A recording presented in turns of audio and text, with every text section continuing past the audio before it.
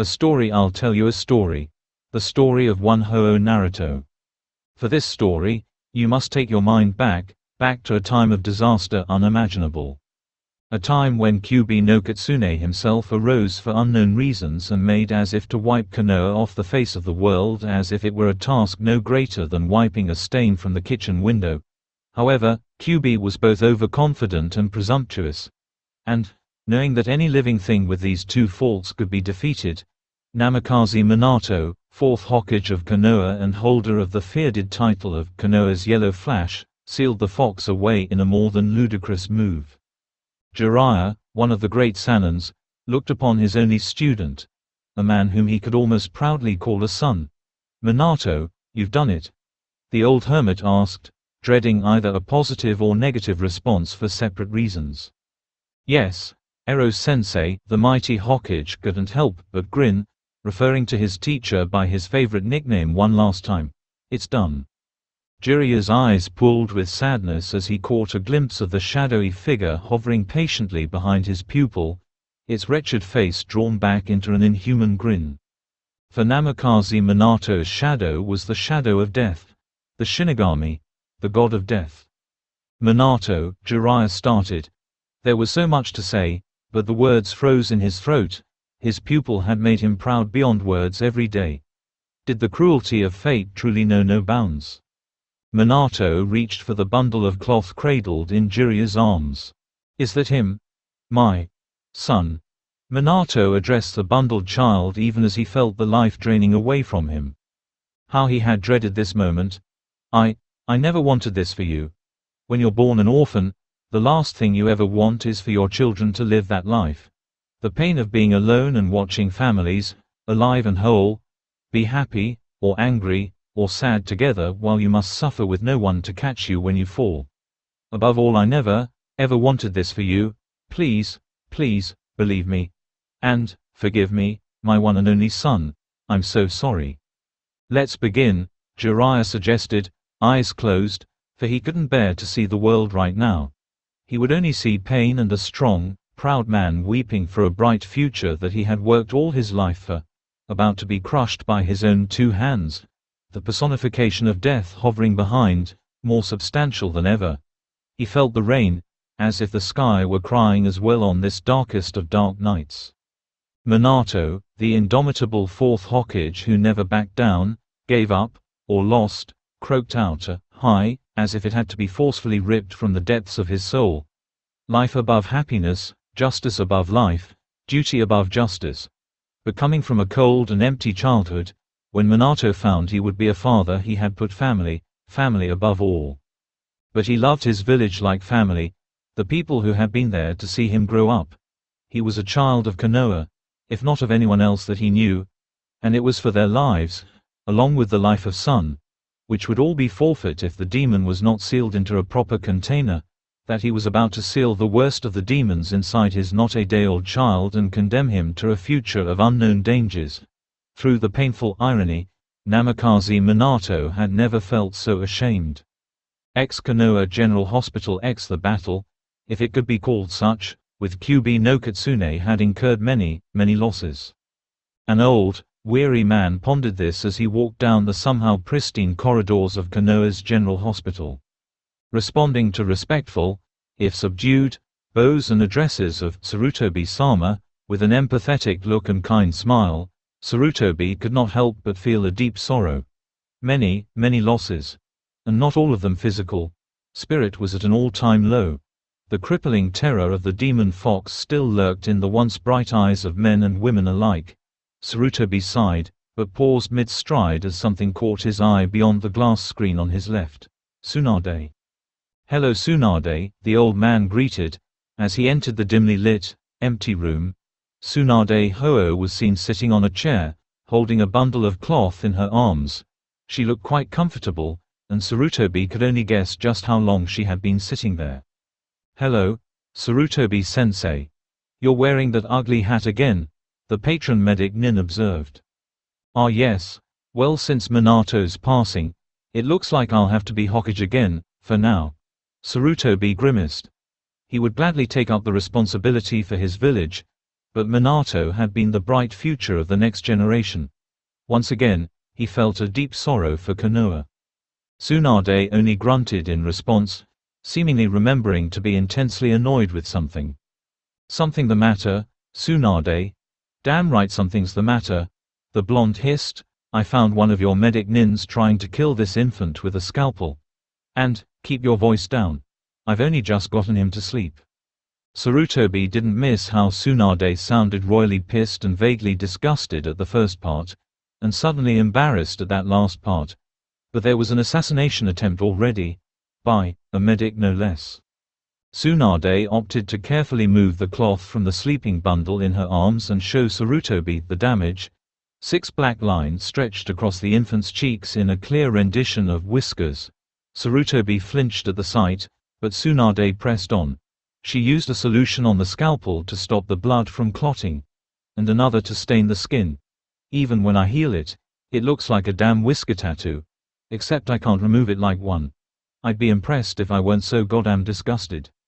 The reinstated Hokage, veteran of 100 gruesome battles, felt suddenly ill. "Oh Minato," Sarutobi darkly lamented under his breath, "perhaps you are better off dead. It would have only killed you 1,000 times to see your village act like this. To do this to a child, such a perversion of medical knowledge is disgusting." Tsunade looked at Sarutobi pointedly. Dully noting the dangerous look from his former pupil, Sarutobi reached into his bag of tricks and pulled out a technique he'd learned from an old friend of his who had become a successful lawyer. That is to say, he figuratively covered his ass with both hands and bent the truth until it looked like a pretzel. "Of course I'll investigate into it right away, Tsunade. I'm sure it's just an isolated incident. I can't imagine a citizen of Konoha doing such a spiteful thing. Though," Sarutobi became gravely serious for a moment, "of course the culprit will be harshly dealt with. There were no good excuses for attempting to assassinate one of Konoha's own children in Sarutobi's books." That seemed to appease Tsunade well enough. She returned to staring intently at the sleeping babe. "He involved in some sort of family feud?" Sarutobi sighed. Truthfully, he didn't really know if this would just be an isolated incident at all. But he could hope. "No, he's an orphan, I'm afraid." "An orphan?" Tsunade seemed to hold the child closer while trying to look like she wasn't doing anything of the sort. A fact that wasn't lost on Sarutobi. "Tsunade, are you? What's his name?" Tsunade interrupted. Not missing a beat, Sarutobi replied. There's a problem with his last name. But the first name is confirmed. Naruto." "Naruto," Tsunade mused, testing the name on her tongue, "the ramen topping." Sarutobi's sweat dropped. More like maelstrom than the ramen topping. "Ho-oh Naruto, I like it." She rocked the child slightly. "Do you like it, Naru-chan?" In response, the infant yawned, which, let's face it, was the closest Tsunade was going to get to any kind of confirmation. "Ho-oh Naruto it is, then. I'll send Shizune to deal with the papers later." Mother and child. Seeing his former pupil smiling brightly down at her just-adopted son, Sarutobi was suddenly overcome with an overwhelming sense of hope for the future. It was odd how, even in the aftermath of the bleakest days, he had found such a glowing sight. He didn't know what strange twist of fate had led these two to each other, but he was grateful. "No," Sarutobi shook his head, "that's not necessary. I'll handle it all. He's not just a normal child after all. I'll have to deal with the council." The old man sighed. "You see, he's the container." "The container?" Tsunade echoed. Then as realization struck, she pulled the cloth around Naruto's stomach away, revealing Minato's seal. Tsunade frowned softly at it and did something a little unexpected. She didn't care at all.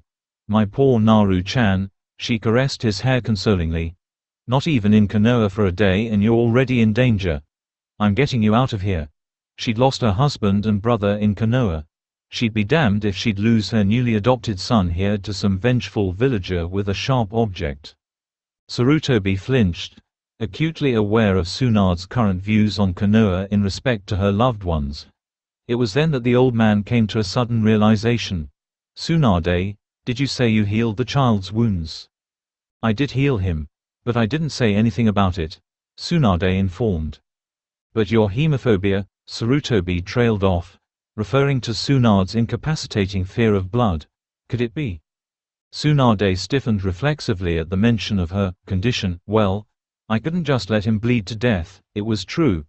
Something about the kid made her want to viciously guard him from danger. Sarutobi looked quite surprised. Then she was cured.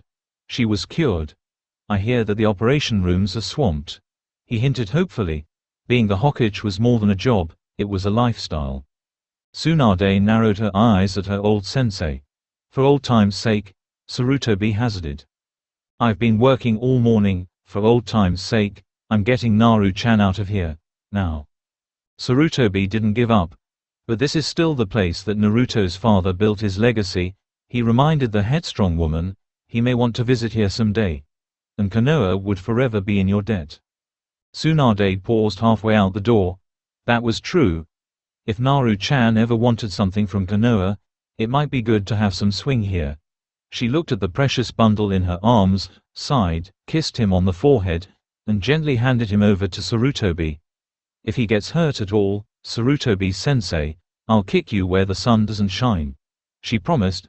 Now what was scary was that, with Tsunade's legendary strength, she had been known to punt boulders over the Hokage monument. Watching his former student stride down the hallways, Sarutobi felt the blood drain from his face. Well, Naruto-kun. Why don't we just stay right here in this nice empty room until your mother returns? The baby, of course, only fidgeted in response. Konoha. Outskirts Shizune made a thoughtful sound as she looked over at the young Naruto in Tsunade's arms once again. Actually, she was glad for the change.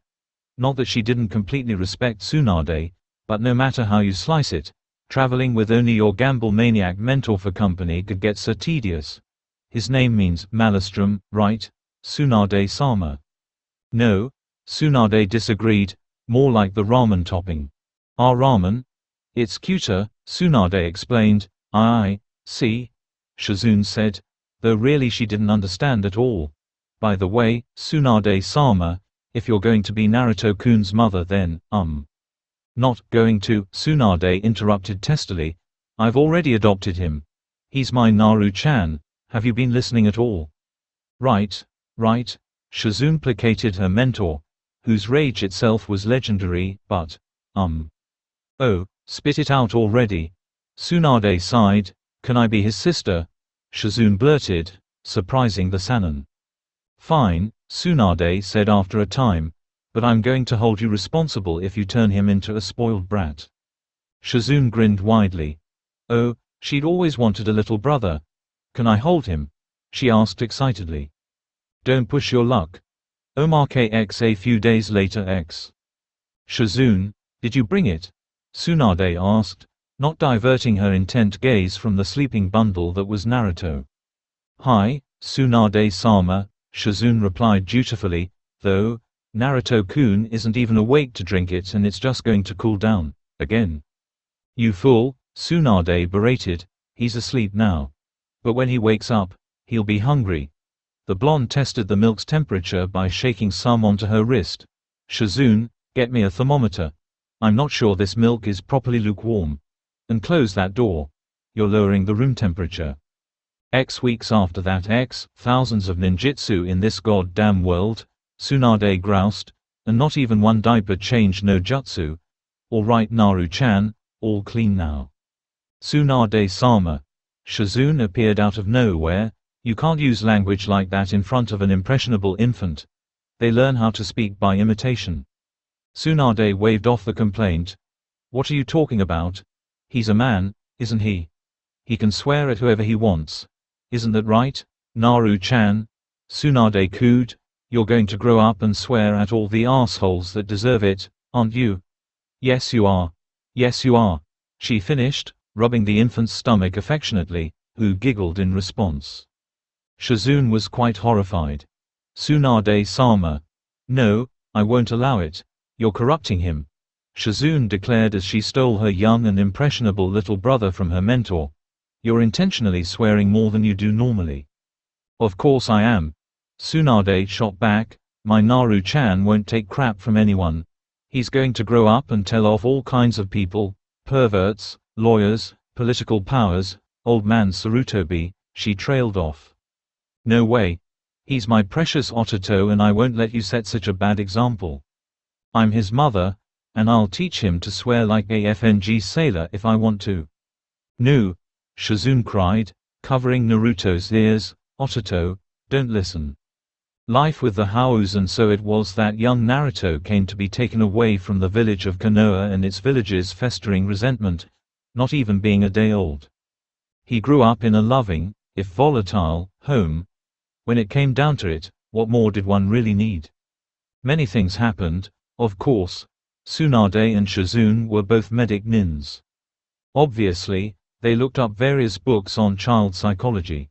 Naruto ended up having a fairly advanced vocabulary for his age, just from listening to his family talk, which included a fair knowledge of swear words picked up from his mother, much to Shizune's horror.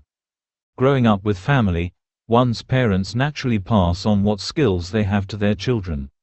A father will gladly teach his children how to throw a ball or play a sport.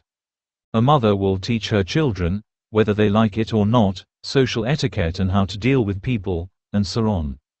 Now when you're growing up with a mother and sister that have constructed more than half modern medic nin theory, well, you pick up some things, like how to take a noogie from your freakishly strong mother. Of course it wasn't until shortly after little Naruto's second birthday that he actually learned what a medic nin was and consequentially started to actively follow in his mother's footsteps. "What's that?" asked a confused Ho-Oh Naruto, now 2 years old and still struggling with new or bigger words. "Can I eat it?" "No," Tsunade explained sweetly, "you can't eat it, Naru-chan. It's like a job." "No," she suddenly exclaimed dramatically, "it's much more important. You save people, and they all look up to you." "You mean, like a superhero?" Naruto asked in awe. "Yes, exactly," Tsunade cheered, "like a superhero. Superheroes are cool, right?" "Tsunade-sama," came Shizune's voice as she barreled into the room, years saving her Otautu from corruption having practically giving her a sixth sense. "Stop trying to manipulate Naruto-kun like that. You're talking nonsense, Shizune. Why don't you take the day off? You can have paid leave," Tsunade offered. "You don't even pay me. I volunteered to be your assistant," Shizune protested hotly, "and you can't bribe me. I'm not going to let you manipulate my Otautu." Grr. While Shiz was her assistant and differed to Tsunade on pretty much anything, when it came to her Otautu, she could be so. It's not manipulation, it's a sales pitch. It's clearly manipulation. And of course, his first memorable meeting with Katsuya later that year. "Ka-chan, what's the surprise already? Can I eat it?" Naruto inquired. "For the last time, brat," Tsunade dragged out. "No, you can't eat it. You glutton, stop caring about food so much." "Fine. After you stop drinking sake so much," Naruto shot back.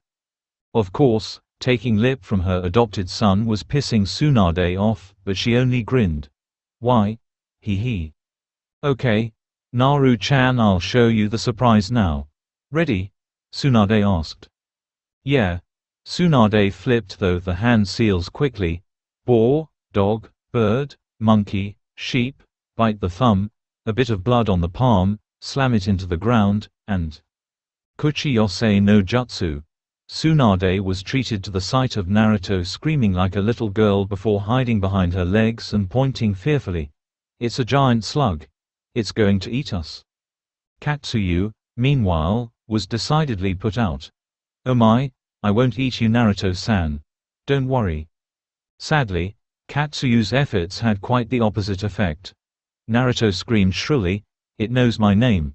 It's a mind-reading, giant slug. Ka-chan, run for it." "Tsunade-sama," Shizune muttered, "maybe we should have told him about Katsuya-san before." Tsunade cleared her throat. "Why yes, Naru-chan, don't war." She managed to get out before doubling over in laughter.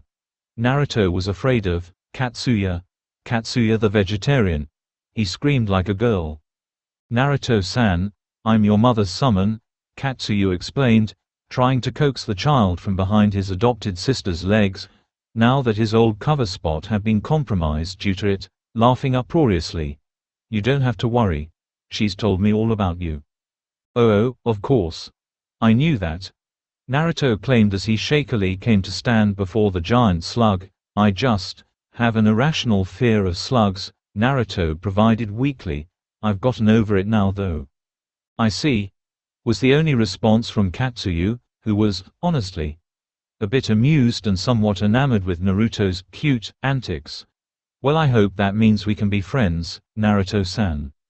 "I'd be honored, Katsuyu-san," Naruto smartly replied and bowed smoothly. "Please don't mind Kasama.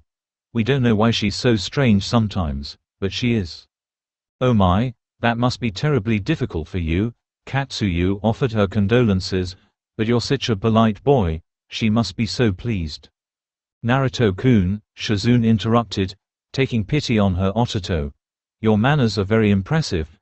When you use them, which isn't often," she almost muttered aloud. "But you don't need to be so formal with Katsuyu-san.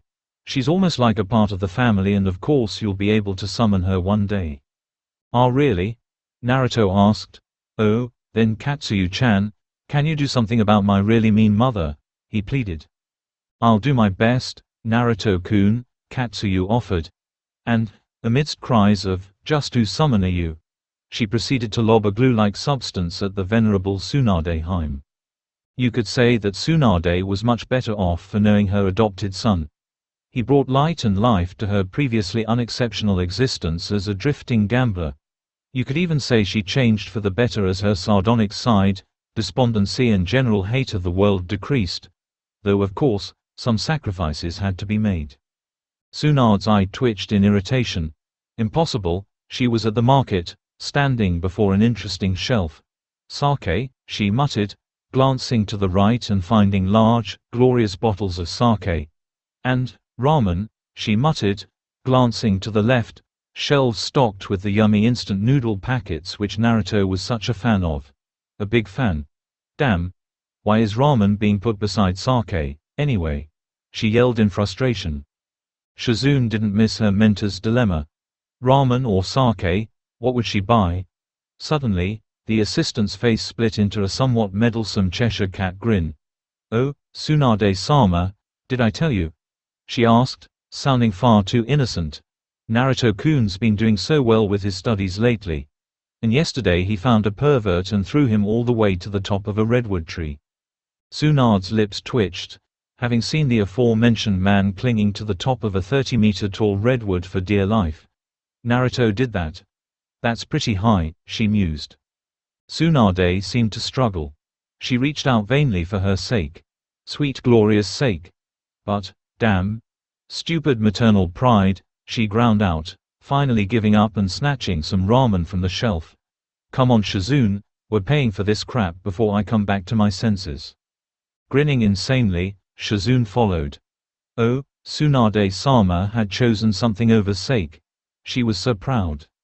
And though Tsunade now had a son, she did unfortunately retain her status of a wandering gambler. In fact, it was while wandering through the small town of Rukodo that Naruto first encountered the last piece of what would be his family at the local onsen. "Oi, kid, what's that you've got there?" "Huh?" Naruto eyed the silver-haired man. "What do you mean, old man?" "That thing on your back," Jiraiya insisted, indicating the intricately stylized lines covering the majority of Naruto's back. "Oh, that? It's a tattoo. My Car-chan got really mad when she found out," Naruto trailed off evasively. "That's no tattoo, kid, it's a seal," Jiraiya said shortly, causing Naruto to narrow his eyes at the stranger. "If you know what it is, then don't ask," Naruto snapped. How did this guy distinguish the seal Car-chan put on his back from a tattoo? "I meant," Jiraiya growled out slowly, "what's it for?" It wasn't a question. "Who the hell is asking?" Naruto shot back. Obviously, he had picked up how to swear from his mother, to a point. Hearing his cue, Jiraiya amazingly managed to perform an impromptu introduction dance in the hot spring, splashing water everywhere. For emphasis, He held open a copy of Icha Paradise in one hand at the end for Naruto to see. Though why he would take that book into a hot spring is anyone's guess. Naruto eyed the inside of the cover. The world's greatest novelist and ninja, he read flatly, the wonderful Jiraiya-sama. Naruto sighed at the evidence. Tacky silver hair, check, he muttered aloud. Lame introduction dance, check. Picture in a perverted book, sigh, check. Yeah, it's him. Naruto suddenly turned his head to the wall separating the men's bath from the female's side. Hey, Car-chan. I found Uncle Jiraiya. Though Naruto had never met the man, his mother had regretfully informed that, between Jiraiya's history as part of her Genin team, which was almost like her second family growing up, and his status as the close mentor of Naruto's biological father, Jiraiya was more than qualified for the position of uncle, if he wanted it. Tsunade swore. A lot. In fact, if Naruto hadn't been so used to it by now, he'd have been scarred for life. Naru-chan. If that idiot starts peeking, beat the living hell out of him. Which brings us to our present scene. Some years, and much history after Naruto's first encounter with his uncle, our hero is found standing in a small clearing within the forest behind his current house one moonlit night. Once again, Naruto's fist made contact with the unforgiving rock. The resounding thwack, going unnoticed by the blonde as he continued to pound away relentlessly at the boulder in front of him. His strength was steadily, if achingly slowly, approaching his mother's freakish level. The crescent-shaped slab of rock he was pounding on, which had once been a boulder, was a testament to the fact. Chips and splinters of rock littered the ground around him, reminiscent of so much broken glass. Isn't it past your bedtime, brat? Huh? Naruto snapped around, spotting the familiar spiky silver hair. Oh, hi, Ero uncle, Naruto greeted. Didn't the female population around here petition you to stay away? Jay, little nephew, you have much to learn. Jiraiya lectured. When a woman tells you to stay away, it means she likes you. Naruto stared at his unofficially adopted uncle. Was he serious? Ero uncle, Naruto sighed, are you really an idiot, or just in denial? Jiraiya merely grunted and opted for a change of topics as he sat down on a fallen tree trunk. And what about you, brat? You're out late, sneak out of the house? He asked, bringing the conversation, by some strange fluke, to a civil level as he threw a can of juice at Naruto. Naruto made a noncommittal grunt in response as he reached up to catch the cold beverage arcing through the air and… Shit! Naruto suddenly swore as the can slapped into his open palm and unexpectedly sent laces of pain shooting throughout his open hand. A dead silence ensued, only broken by the ding of the dropped beverage bouncing off the floor. Naruto looked at his palm in bewilderment.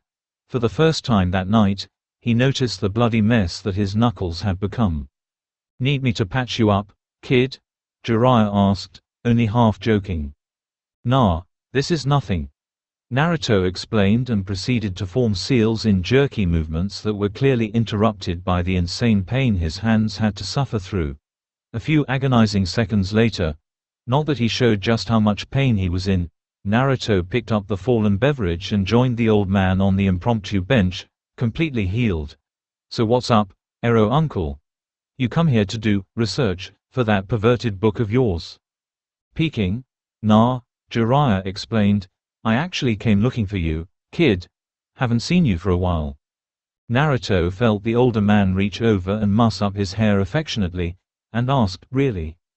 Sure. The frog hermit grunted, I even missed your 4th birthday, remember? Though I'm not saying I won't do some sightseeing before I go. Naruto ignored his uncle's sudden perverted chuckle. No, it's fine. You sent a card with Gamakochi. Jiraiya sounded thoughtful. You know, any normal kid would be complaining or demanding presents by now. Naruto merely scoffed at the thought. Normal? What's that have to do with me? True.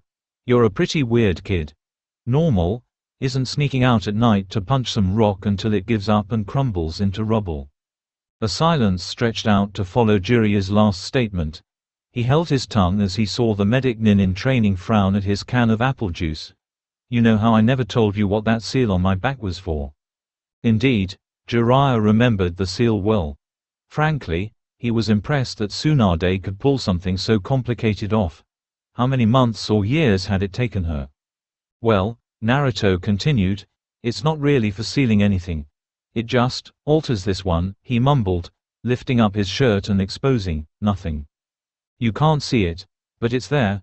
The Kyuubi's seal, Naruto muttered.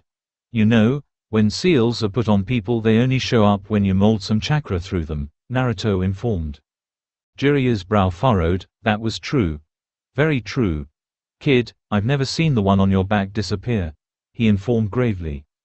Yeah, Naruto's head lifted up, now contemplating the stars, chakras always running through it. Jiraiya was almost afraid of where this was going. What is it?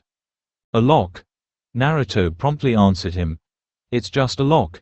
It keeps the Kyuubi's chakra from touching mine. But, why? Jiraiya asked in befuddlement. A medic nin needs very high chakra control, he stated as if it were a simple and profound fact of life. And even Ka-chan's battle techniques need a lot of control, and I can't, Naruto sighed, I can't reach the right level with Kyuubi's chakra mixing with mine. I don't understand it much, but it's a lock, Naruto reiterated, it cuts Kyuubi out of the loop. And it seals off a quarter of my chakra to stay active all the time. 25%, huh? That's pretty steep. Jiraiya carefully informed, Minato's seal will grow with you, so your mother's will have to grow to match it. That's 25% of your chakra that you'll never see for the rest of your life. Just to make it as if Kyuubi wasn't there. Naruto didn't seem fazed. In fact, the little boy seemed much older than he was. There's more to pay than that. I was chosen as the container because I was born the closest to when Kyuubi was sealed. My body is the container. And to stay the container, Ka-chan's seal will fade once a month and adjust my body. Jiraiya grimaced. So once a month as Kyuubi's chakra is open to you and your body is forced to alter itself. Which day is it? Naruto nodded. Nei-chan picked out the day. She said making it work once every new moon would be more convenient. It's not bad, but I can't fight or train very well. I feel sick and cough up blood a lot. Jiraiya couldn't hold it anymore. I knew Tsunade was paranoid about Minato's seal, but I hadn't even considered this. Listen Naruto, having the Kyuubi sealed in you shoots your chakra control to hell, but it's not all bad. Minato's seal will let you heal faster and have more chakra converted slowly from Kyuubi. It balances out. You can't reach the ridiculous heights of control that Tsunade has, but… Naruto stood up and faced his uncle with a determined look. I need chakra control to be the heir to Ka-chan's techniques, he said firmly, his face taking on a more fierce tone as he continued. And I don't need help from the Kyuubi for that. Or anything else. Jiraiya looked surprised, but ended up chuckling wryly and conceding the point after a time. Once Naruto's made up his mind like this, well, you either agree or get out of the way. And Jiraiya could very well understand the boy's sentiments regarding getting far under his own power. All right kid, I get it. Sit back down already. It was then that Jiraiya made a wistful observation, all children have the desire to surpass their parents. Such a sweet little kid, aren't you, Naru-chan?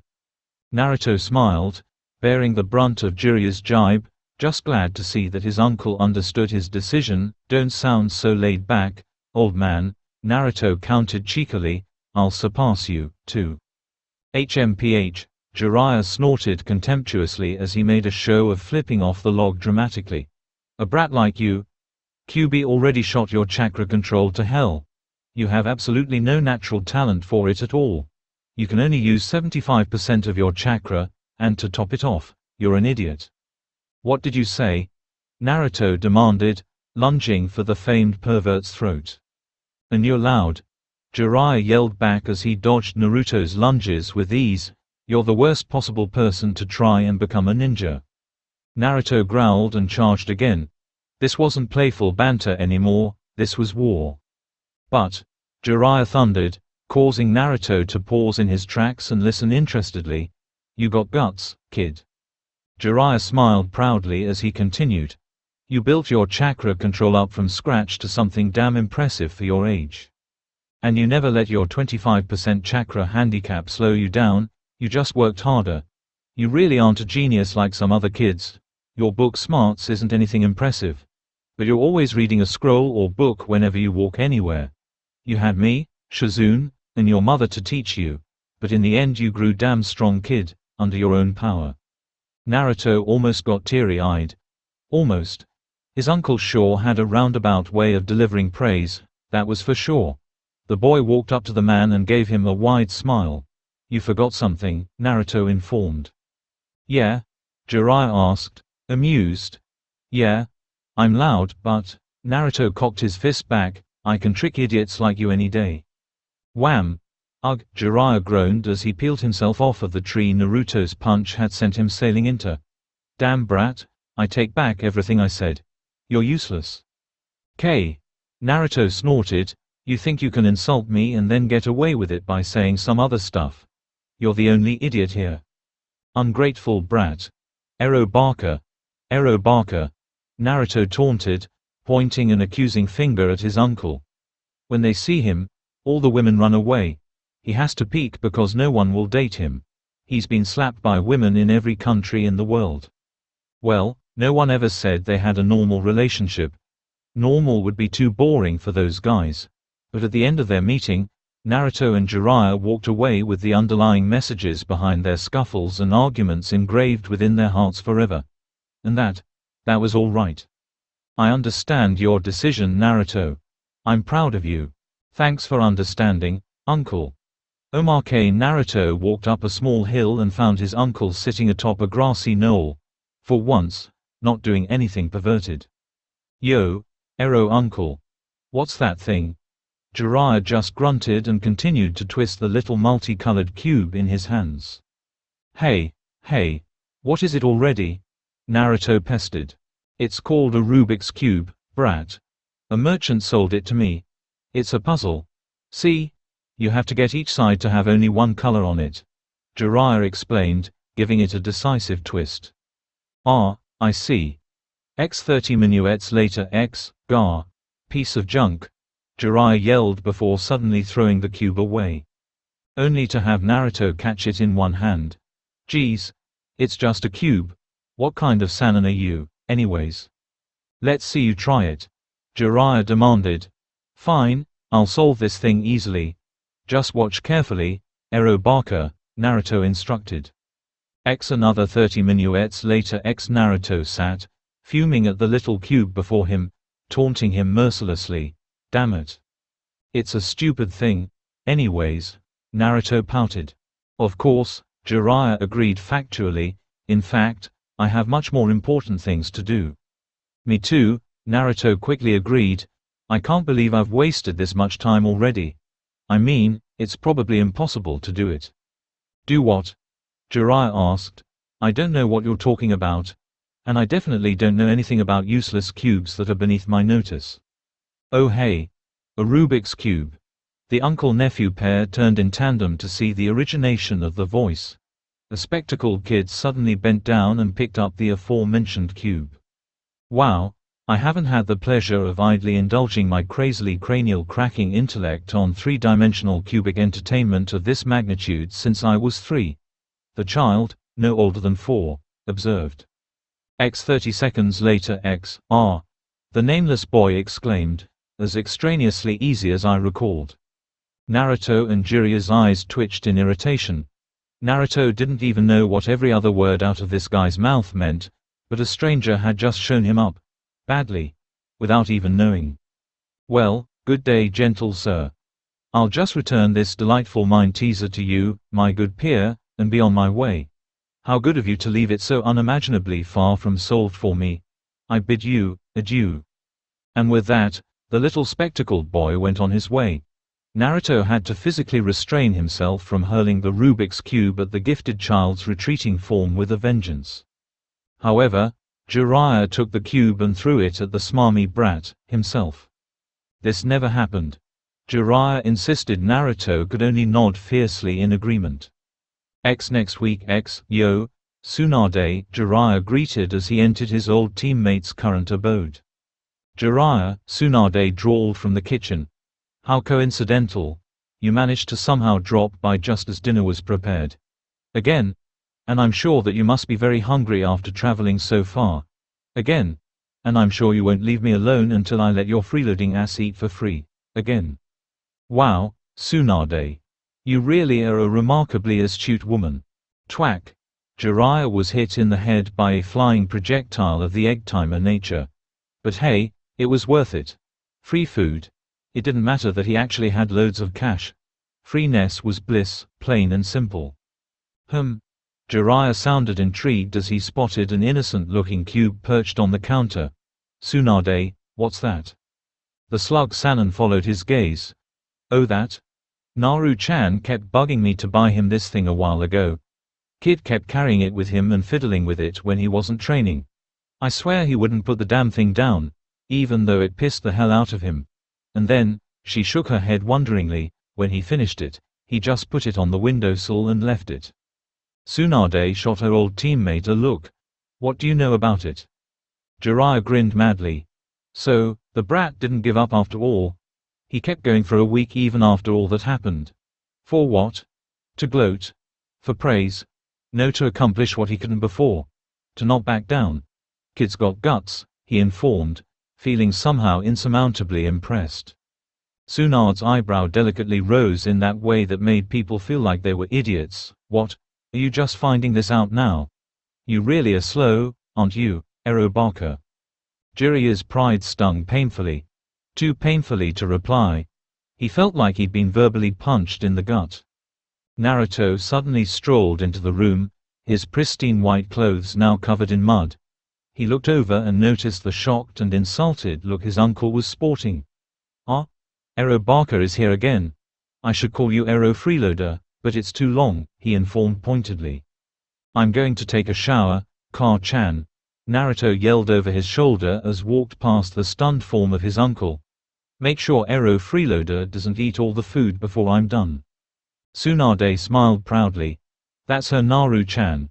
Putting idiots in their place and throwing insults at perverts with pinpoint accuracy. Ah, she was so proud. For the Huas, days passed by in more of the same fashion. Neither the Huas nor Jiraiya were known for staying in one place for very long. The Huas wandered Fire Country, occasionally stopping for months at a time in any one village, renting apartments or houses. Jiraiya spent most of his time around Fire Country as well, though he wandered the world. It was never a great surprise to see him making short visits to wherever his nephew happened to be, staying just a bit longer than he normally did in a particular city. It was even less of a surprise for him to sit in for some free food with the barest of excuses, and absolutely no invitation. Naruto continued to make steady progress with his studies. Despite Shizune's always-ready praise, he could not help but feel inadequate.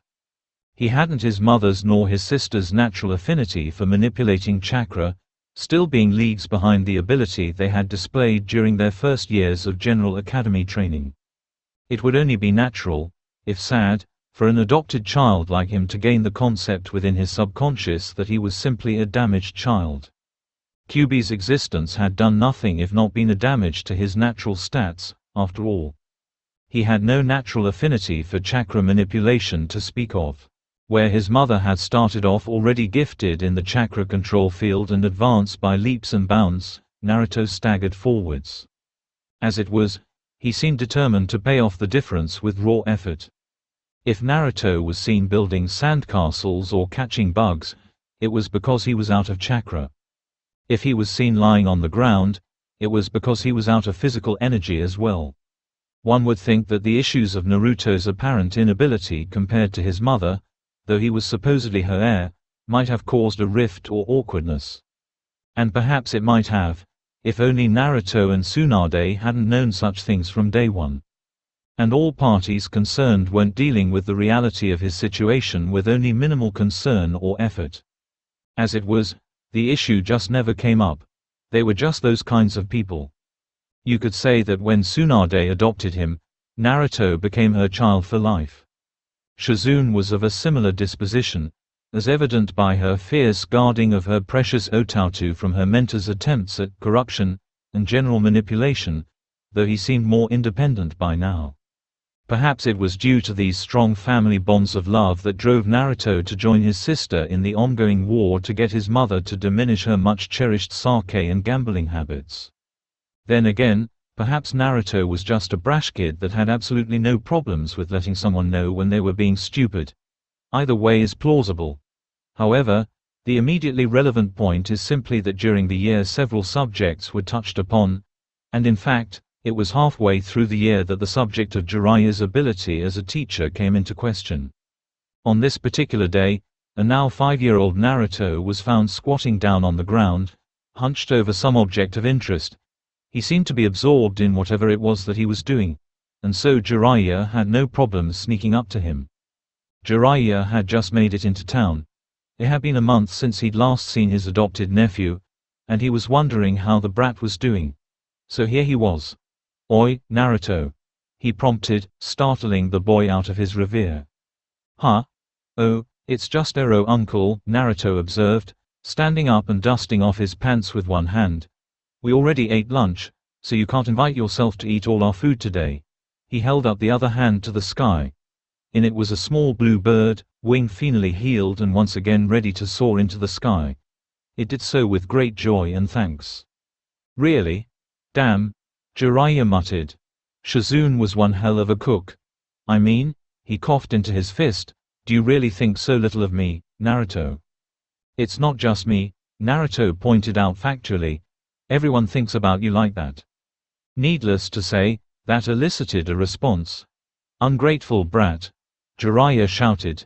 It was one of his favorite phrases of all time. "What are you talking about? I have nothing to be grateful for," Naruto shouted back. "You're only good for practicing how to heal slap marks." Well, that wasn't completely true. He also made a good test subject for weak poisons and subsequent antidotes whenever he was in particular need of divine retribution for something, which usually involved him using Naruto as a scapegoat. Sure, the old man might summon some frogs to help his nephew train before running off to be perverted, but the way Naruto saw it, that was mostly the frogs being useful. "Fine. Jiraiya, humph, Ed.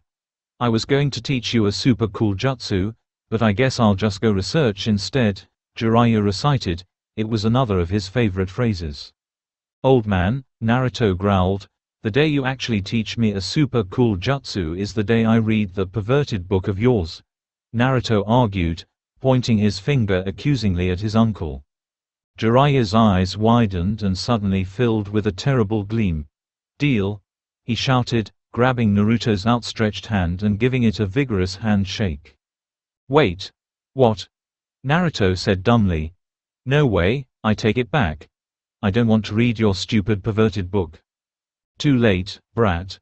I may be old, but I can still trick idiots like you any day," he gleefully proclaimed, reversing a line Naruto had used on him before. "Far? Burr?" Naruto mumbled incoherently. The old man had tricked him. Him? Naruto? He'd just been roped into reading a perverted book. He was in shock. Later Naruto sighed. He couldn't believe this was happening. If his mother ever found out, he was dead. He sat cross-legged on the ground, watching his teacher take up a lecturing pose. "Okay, kid," Jiraiya began, looking like he was actually going to take this seriously.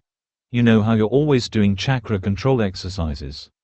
"Yeah, yet, despite your constant efforts," Jiraiya continued, "you're still a complete failure compared to your mother and sister." "Shut up," Naruto snapped. Jiraiya internally admitted that perhaps he hadn't made the fairest comparison. Tsunade and Shizune were like gods when it came to chakra control, and the brat had actually gotten pretty damn good. Of course, Jiraiya wasn't going to be the one to tell him that more than once or twice a year. "Anyway, the point is that you're always burning out your chakra," Jiraiya concluded. "It's unexpected. But because of that, you have some massive reserves for a kid your age, even with your QB suppression thing taking 25%. You could say chakra is like a muscle. The more you use it, the greater it becomes." "Yeah? Well, I guess, sir," Naruto mused. "So you see, your useless attempts at getting better are good for something after all." "Enough already," Naruto shouted, shaking his fist angrily. "And it's not useless, I am getting better. You said so, too. He defended. Just teach me, you idiot. Ah, sweet revenge. Jiraiya was basking in the fact that he was getting back at his nephew for all of the brat's disrespect, which mostly centered around Jiraiya's perverted work, which was very important to the frog hermit. But back to work. Did you know that in Konoha, the Uchiha clan used to teach its kids the C-rank technique Katen, Gakyaku no Jutsu? It was some sort of rite of passage. Naruto blinked. Gokyaku no Jutsu? Great fireball technique. I'm going to learn to shoot a fireball, he asked, excitedly. Oh, the first thing he did was toast that Erobaka. No, Jiraiya said pointedly. You already have the chakra for it, so we're just going to skip Husenka, Gokyaku, and all that low-rank, kiddie stuff. Wait. Skip? Naruto asked skeptically. He was getting a bad feeling about this. The useful B-rank jutsu, Katen, Karyu Enden. Here, stand like this, he said, spreading his feet apart. Naruto followed suit. The seals are rat, horse, tiger, dog, ox, dragon, horse, hare, and tiger. Mold the chakra so that it ends up flowing into your lungs and then blow it out. Think of a fire dragon when you do. Naruto eventually managed to remember all the instructions. That's a lot of hand seals, but it doesn't sound so hard. Just tiring. Okay, he closed his eyes and began concentrating on how his chakra was molding as he slowly moved through the hand seals. Actually, you'll probably, Jiraiya trailed off. Katen, Karyu End Ak. A small flame issued forth, and Naruto fell to his knees clutching his burnt lips while utilizing a few of his adopted mother's more choice swear words. He began to flip through a more familiar set of hand seals. Jiraiya watched amusedly as Naruto held up a glowing yellow palm of chakra to his mouth. Hey, Jiraiya observed that the brat's lips were still burned. Can't you just heal it? Naruto shot his uncle a look as he quickly rifled through his inside coat pockets. He developed a kind of lisp from having his lips burned. I don't know that one yet. He defended. I just numbed the pain a little. Naruto proceeded to pull out a vial of clear blue liquid and apply it to his lips. Hare, horse, bird, monkey, dog, Kashu Nanku Fukasu no Jutsu. Another palm of yellow chakra later, Naruto was in good health. Jiraiya's eyebrows rose. Oddly, Naruto didn't really blame his uncle for the burn. Not that he'd let the pervert know that. In an attempt to knock his temporary teacher out of his stupor, he opted to explain himself. Since I don't know the first-degree burn heal, I have to combine an ointment of East Fire Root and the burn ointment accelerator technique. Jiraiya's eyebrows remained up. Brat was full of surprises. He actually sounded like he knew what he was talking about. With the way the kid normally talked, it was easy to forget that he actually studied. Naruto shot his uncle a flat look. Yeah, I didn't think you'd understand. Listen, Erobaka, I can only heal burns if I have this bottle of stuff right now, okay? Back to work. He snapped. Nightfall. The vial of ointment lay on its side, empty. The whole day had gone by with Naruto practicing, arguing with his uncle while he recovered, and then practicing again. He knew he was going to catch hell when he went home with his cloths singed as they were, and there was also the looming promise of having to read Erobaka's book of extreme perversion. Naruto panted. Damn thing, won't work, he groused. Jiraiya made a distinctly fed-up sound. It's getting late, brat. Let's call it a day. We'll start again tomorrow, Jiraiya proposed. For the record, you're not doing well. Pompous ass, Naruto muttered. It's fine, you already taught me the damn super cool jutsu. I'll read your stupid book, but, he paused, I'll never become perverted like you. Jiraiya shook his head sadly. Your loss. He then handed Naruto a few sheets of paper. You're obviously not mature enough to care about adult things, so I'll only make you read the non-perverted parts. Relief dawned on Naruto's face. Really? Cool, Naruto mumbled. Hey wait, you only gave me 3 pages. Naruto protested. So, there was utter silence for a time. Even the local animals of nature fell into silence, perhaps in shock. Ugh, the medic nin in training sounded in disgust, the implications sinking in. Why did he suddenly feel a headache coming on? Out of an entire novel, he emphasized each word, you only have 3 pages of non-perverted stuff. That was very true. But rather than becoming defensive, Jiraiya seemed to brighten up at this and his chest puffed out in pride. Icha Paradise is the most super perverted series in the world, he said severely, as if the title were of some life-altering significance. Sadly, there were probably people out there whose lives really were altered drastically by the perverted book. Those pages aren't even double-sided. And the books after that one have even more perverted content. He shouted triumphantly, and with much vigor. You should understand, its power is so great that I am required by law to sell a pair of nose plugs with each copy, lest first-time readers suffer extreme blood loss. Naruto gaped. 2 words, throbbing headache. Did people really get nosebleeds from perverted thoughts? Why then, did his uncle not always have a nosebleed? Was he so adapted to being perverted that he had built up immunity? I'll read these small pieces of you not being perverted later. Naruto began to slowly trudge home. Jiraiya followed suit, unsurprisingly. Jiraiya coughed into his fist for the second time that day when he saw Naruto's raised eyebrow. Well, I have a hotel but all the good restaurants are closed by now, you know how it is, he said conversationally. Naruto smiled tiredly. Yeah, he knew how it was. His uncle was a cheap freeloader, that's how it was. Well, since you actually weren't useless for a change, I guess I won't complain. Come on Aero freeloader, I'll try and keep Car-chan from attacking you with the egg timer again. As they trudged along, there was one thing Naruto couldn't stop thinking about. I still think it's weird that you didn't try to make me read the whole perverted book. Are you kidding? Jiraiya asked scandalously. Your mother would beat me to death, and your sister would just kill me in my sleep. Ah, that makes sense. And this closed the subject of Jiraiya's uselessness. In regards to the Karyu Enden, after more than a week of practice and empty bottles of East Fire Root, Naruto still couldn't do it. Not ready to give up completely, Naruto nonetheless put it lower on his list of priorities. He considered it good training, but hopes of actually using the technique itself seemed slim for the near future. There was clearly something wrong. Regardless, more subjects would be addressed this year. The subject of Konoha was a bit of a touchy one for the Huas. Or rather, it was to Tsunade. Due to the scars of her past, Konoha for Tsunade was both a nest of painful memories and a place which she distrusted greatly. Unfortunately for her, at that time in the shinobi world, the country one was born in dictated the village they could become a ninja of, meaning Naruto would have to go to Konoha. It was a fact, an eventuality, and it was this eventuality that saw the Huas visiting Konoha shortly before Naruto's 6th birthday. The exact purpose itself for the visit was somehow foggy, but Konoha was something that the Huas would have to face sooner or later.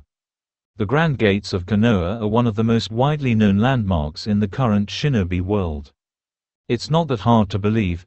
The daunting sight was certainly something that one would remember and bring tales of back to his or her own village. The twin gates were constructed from trees that the first Hokage himself had called forth.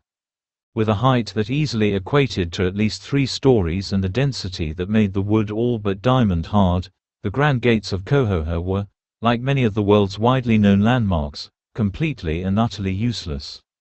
They were just too damn heavy. It was impractical. In fact, due to the daunting need of at least several hardy taijutsu specialists to open and close the gate each and every time such an act was required, the Grand Gates of Konoha were practically never used. Still, it was a sight to behold. To a merchant that frequented Konoha, it might only warrant a small pause and short look of awe. To an assaulting enemy force, it would look like an impenetrable barrier that would strip away all hope and fighting spirit. To Shizune, it looked like something mildly interesting that she was considering sounding very excited about, for her Otautu's benefit. The fact was, Katsuyu was bigger. To Tsunade, it just looked like a big door. This most likely stemmed from the fact that she could open and close it regularly without a team of taijutsu specialists breaking into dry heaves, as if it really were nothing more than a large door. No, it was what lay beyond that door which intimidated her. For beyond that door was fear. uncertainty, danger. Not for her, of course. No, damnable Konoha wouldn't take her. It struck at who she loved most in the whole world. The dearest lights of her life had been swallowed up and taken away. Because death was a release and life without your light was a living hell. Dying heroically or whatever, dead was dead. And Nawaki and Dan didn't deserve to die, not like that. And now, Tsunade took a deep breath. She was about to walk the third and dearest light of her life straight into the village that had claimed the other two. The Sannin growled. She didn't like this. She definitely didn't like this. She was a gambler. Hell, the kanji on her coat meant gamble. But she didn't gamble with her child's life. Not ever. This was just so wrong. She wasn't an idiot. She knew that her views of Konoha were skewed at best. But when your little brother dies on a supposedly safe and simple mission, and your significant other dies bleeding to death in your arms before you can even have your honeymoon, just as you're starting to regain hope in life not being a twisted tunnel of emotional pain and hell, well, you start to see a trend. And it's not a good trend. This was just so wrong. Little Naruto looked up at the mega-sized gates before him. Of course, his head had to be craned back like crazy so that he could actually see the size of it rather than just a solid expanse of wood.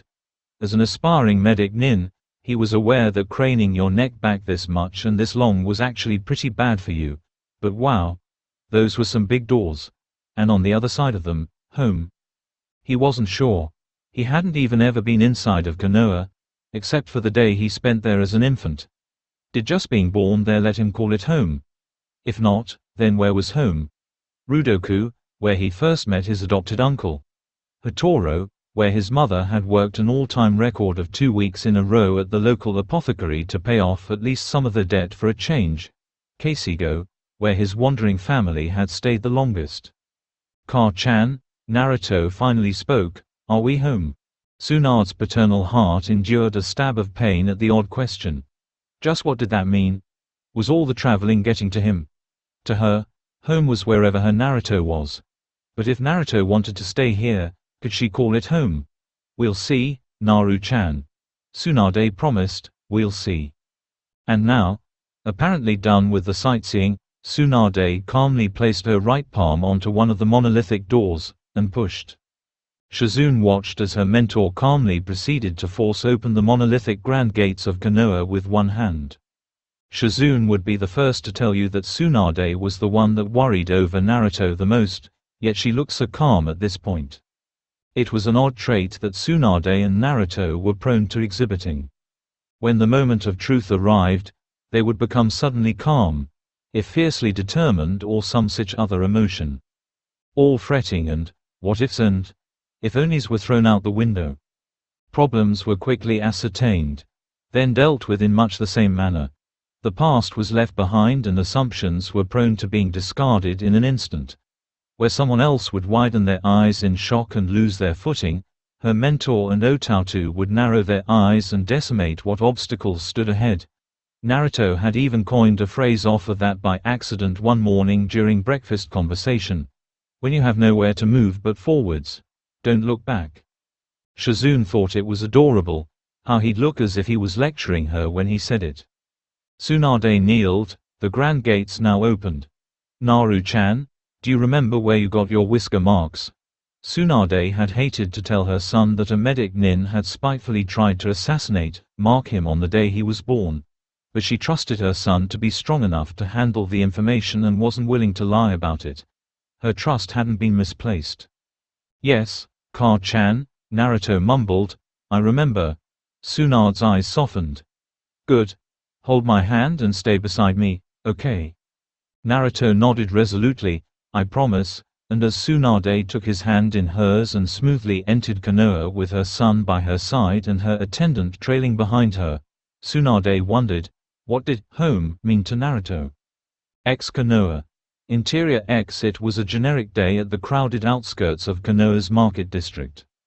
Meaning it was sunny, with a few clouds drifting lazily in the sky. Tetsu, a 16-year-old local, old enough to be tall, but not old enough to look old, with brown hair and unremarkable features, was taking his little sister of 4 years for a walk. Why? Mostly because he was sick of hearing her complain about being bored, to the point where hearing her complain about her feet being tired had become a tempting prospect he couldn't ignore. Just for a change of pace. But he also cared about her, when she wasn't looking. He prided himself in acting like a good elder brother that really should be too mature to hang out with kids ought to act. A low rumbling and the sound of long unmentioned hinges creaking prompted the normal din of the market crowd to take on a new direction. Look! It's the grand gates of Konoha. They're opening. Of course, by this point the crowd was staring in shock at the sight of the monolithic gate actually being opened. What type of terrible force was being exerted on the other side? What did this mean for Konoha? Immediately, the general public broke into hysterics. "Oh my God!" One villager shouted. "We're being invaded." "No." Another disagreed, not able to imagine any human gathering able to open the 3-story gates. "It's a gigantic summon creature here to kill us all." Tetsu couldn't look away from the impossible sight. "It's some kind of horrific monster with freakish strength." The door finally stopped moving, and it was then that people began to recognize the figure of a blonde, big-chested woman kneeling to speak confidentially with a child. It was Tsunade-sama. Of course, she was famous and widely known in Konoha, even amongst the non-ninja villager community. One could say that it was due to her being a Sannin, the single greatest contributor to medicine in history, and the savoir of multitude of sick or injured. But really, it was just that she was damn impressive and looked cool. Basically, the village wanted to be proud of her. It was a morale thing. One could even say it might have been a "we're better than you are" sort of thing. Whispers of Tsunade's name and general murmuring were heard as the newly arrived group smoothly strode up to the busy streets of Konoha. Tsunade didn't walk as if she were hurried, but she seemed to be mildly annoyed with something. So, the Sannin stopped uncomfortably close to Tetsu. "Now I'm a horrific monster with freakish strength, huh?" she asked, eyebrow faintly twitching. Tetsu gulped in fear. Another reason for people's knowledge of Tsunade's name may have something to do with her legendary temper, which was known to cow the Hokage on occasion. Her willingness to extract said temper in impressive displays of otherworldly strength may have had something to do with it as well. Regardless, Tetsu knew he and his sister were a toast. "Imuoto!" he shouted as he spread his arms wide in the classic human shield pose. "Run away and don't look back," he screamed. "I'll distract her." Tsunade's left eyebrow developed a sporadic twitch. Did this brat really think she was going to grind his bones and make soup with it or something? The twitch got even worse as the brat's little sister ran into the crowd yelling, "I won't forget you, Tetsu Nihan." That did it. Tetsu reflexively closed his eyes as the fist came sailing at him at impossible speeds. But the force halted centimeters away from his face, and as the wind that was dragged along with the fist blew past him and he found that yes, he was still alive, Tetsu dared to open his eyes. "Dumb brat," Tsunade muttered. From her fist, which was halted inches from Tetsu's face, Tsunade's index finger rose in a swift, decisive act. Flick. Naruto winced as he saw the poor villager go sailing into a wooden fence. His mother's mighty finger flick of death was something to be feared indeed. He was still a ways from pulling that particular move off. "Ka-chan," he said as he peered at the post-flicked boy, "I think you dislocated his arm." Shizune peered as well. "No, Naruto-kun, he's just seems unconscious." "Halt!" a masked Anbu demanded as he appeared out of nowhere. "Welcome back to Tsunade-sama. But I'll need to see some ID." "ID?" Tsunade asked, not quite believing that she, Sannin of Konoha and summoner of 5-story slugs, needed to present ID. "Are you telling me that there is someone else that can open those huge excuses for doors with one hand and knock a person across the street with one finger?" "Well," the Anbu floundered. "I wasn't really here to personally see either case," and the Anbu trailed off. Oh, that had "bad move" written all over it. Just what had he done to himself? "You should have just said so," Tsunade informed. In an instant her right hand was centimeters from the ANBU's face, ready to flick. "Here's my proof of ID." "No," the Anbu shouted in an embarrassingly high-pitched panicky voice. Not a soul blamed him. "That's okay, there are enough witnesses, you see." Well, Tsunade drawled, if you're sure. I'm very sure, the Anbu whimpered. Naruto took this time to observe his surroundings. So this was Konoha. They were on the street that led directly from the Grand Gates, obviously. The path then split up ahead. Down the right street, he could glimpse the starts of a market area. Over the left, whatever was on the street was immediately ignored in favor of staring at the hillside which had a bunch of guys' faces carved into it. Directly ahead, a giant circular tower rose above the roofline. He also caught sight of a banner advertising his uncle's perverted books above a building, as well as an impressively big house to his left that was surrounded by trees. All in all, it seemed like a good place. But slowly he felt the gazes of the villagers shift away from his mother and towards himself. Towards his whisker marks. He wondered, would they see Ho-Oh Naruto, Sanin Tsunade's son, or would they see Naruto, Kyubi no Kitsune's container? We've come back, Shizune said wistfully to the wind. It's been a long time. Seeing his adopted sister's apparent relief or joy at returning to her village of birth, Naruto wondered if he dared share his concerns with her. She worried too much as it was. Yes, Tsunade agreed, voice lined with a vague concern. But if I say, I'm back, will Konoha say, welcome back? Naruto looked at his mother questioningly. The woman shot her son a soft smile. Naruto, Tsunade began softly. Home is where someone you care about is waiting to say, welcome back. Naruto's eyes shot wide in awe at this concept, the words burning into his memory forever. Slowly, he nodded to his mother and after a time smoothly lifted his gaze skywards. The breeze played wistfully with his hair. I'm back, Konoha. Omake, the subject of Tsunade's gambling, came to a head one morning. The roar of the argument had long since scared all the wildlife away from the Hoyo's current house of residence. Tension was high. Each word was shouted with alarming force between the two fierce verbal combatants. I thought it was just a hobby that you spent money on, Naruto proclaimed feveredly. It is my hobby, you idiot, Tsunade shouted back, clearly beyond ticked off at this point. No, it's not. It's a competition and you suck at it, Naruto accused. What? Tsunade exclaimed in shock. The sting was extreme. That was a sensitive subject for her. No more ramen, brat, she vengefully commanded. No more ramen. Naruto felt like he'd suffered a terrible blow. But he regrouped alarmingly quickly. He'd have to endure. All this time he hadn't understood the true nature of this gamble, but now he knew. And things had gone on long enough. It's the truth. They call you the legendary sucker, Car-chan. You suck so much, it's legendary.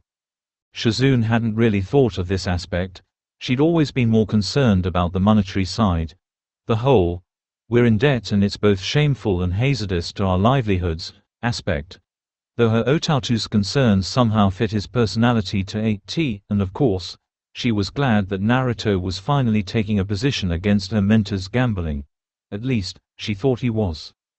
That, Tsunade floundered. You're not even wasting our money doing something interesting. You're wasting it playing a game you suck at, Naruto insisted.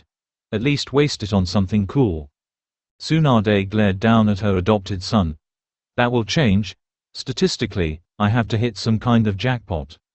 No, Naruto disagreed. Statistically, you suck. It was at this point that a rage-filled punch sent Naruto crashing through the front door, which was thankfully open. But as he was used to being on the painful end of his mother's temper and was perhaps too fired up for his own good, Naruto was up and back in the argument in a flash. Give up, Car-chan. Find something you're good at, or at least something you're not really, really bad at. No, Tsunade glared stubbornly. She should have punched the brat harder. Damn it, I want to gamble. Fine. Naruto threw up his hands in frustration. But can't you not suck so much? Get training or something, he demanded. Work harder, damn it. Suddenly, Shizune didn't like the way this conversation was going. Work harder?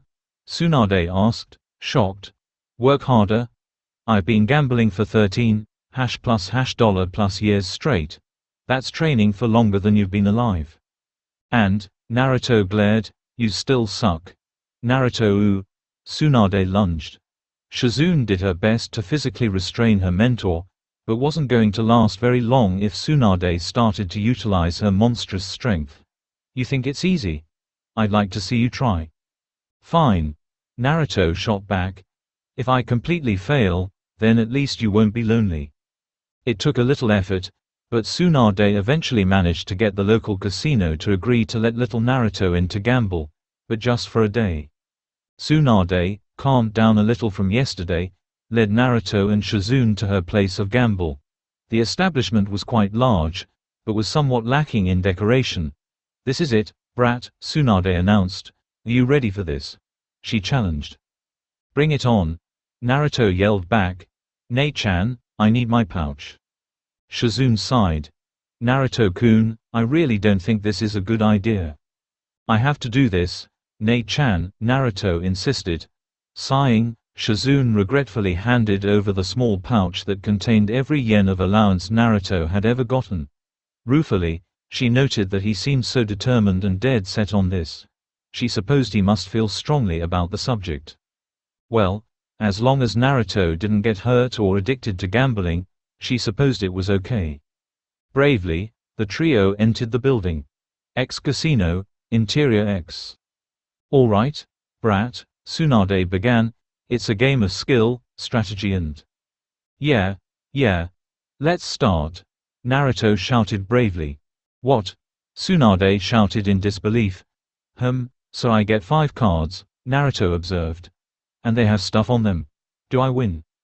Tsunade peered at her son's hand. 4 of a kind. "Keep those cards and get rid of that king," she whispered loudly. Of course, the dealer heard her. "Okay," Naruto said as he proceeded to throw away 3 cards. "What are you doing?" Tsunade demanded. "Well," Naruto reasoned, "I figured that since you suck so much, everything you say must be really bad. So I got rid of some other stuff." You, Tsunade mumbled, not able to express her rage. The dealer laughed. Partially because the kid had guts. Partially because this win would be so painfully easy.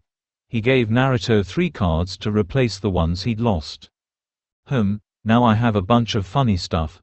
I think this is good," Naruto deduced. "You idiot," Tsunade shouted from her spot at the side of the table. "Don't bet anything." "I'm going to bet all this stuff," Naruto proclaimed, indicating his betting chips, going for broke with his theory. Tsunade ground her teeth. For the first time in her life, she seriously considered slamming her head on a table in frustration. The dealer grinned widely. "I'll match you," he informed. "Full house, kid," he smugly explained, putting down his cards. Naruto made a sound and proceeded to look at his cards at great length, shuffling them around. "Well," the impatient dealer finally said, "what do you have?" "How should I know?" Naruto snapped. "I'm just a kid. I don't play poker. I have a bunch of red guys, a 10, and an A," he said, putting down his cards. "That's good, right?"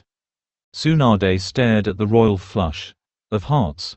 The fact that she hadn't gotten one of those in 13 years of gambling was not lost on her as she proceeded to gape openly.